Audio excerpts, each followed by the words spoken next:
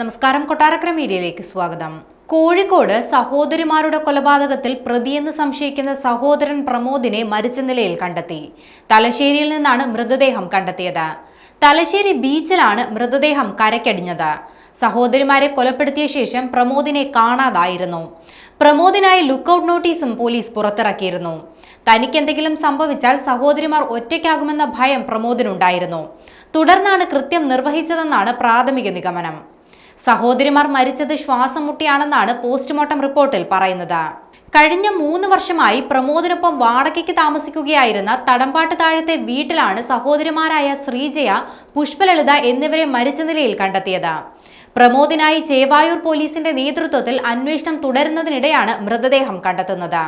കഴിഞ്ഞ ദിവസമായിരുന്നു തടമ്പാട്ട് താഴത്തെ വീട്ടിൽ സഹോദരിമാരെ മരിച്ച നിലയിൽ കണ്ടെത്തിയത്. മൃതദേഹം പൊതുദർശനത്തിന് വെക്കുന്നത് പോലെ വെള്ള പുതപ്പിച്ച നിലയിൽ 2 മുറികളിലായിരുന്നു. പ്രമോദ് തന്നെയായിരുന്നു സഹോദരിമാരുടെ മരണവിവരം ബന്ധുക്കളെ അറിയിച്ചതും. പുലർച്ചെ 5 മണിയോടെ പ്രമോദ് ഒരു സഹോദരി മരിച്ചെന്ന് ബന്ധുവിനെ വിളിച്ച് പറയുകയായിരുന്നു. ഇയാൾ വീട്ടിലെത്തി പരിശോധിച്ചപ്പോഴാണ് 2 പേരെയും 2 മുറികളിലായി മരിച്ച നിലയിൽ കണ്ടെത്തിയത്. പ്രാഥമിക പോസ്റ്റ്മോർട്ടം റിപ്പോർട്ട് പുറത്തു വന്നപ്പോഴാണ് കൊലപാതകമാണെന്ന് തിരിച്ചറിഞ്ഞത്. കഴുത്തു ഞെരിഞ്ഞാണ് സഹോദരിമാരുടെ മരണമെന്ന് പോസ്റ്റ്മോർട്ടത്തിൽ തെളിഞ്ഞിരുന്നു.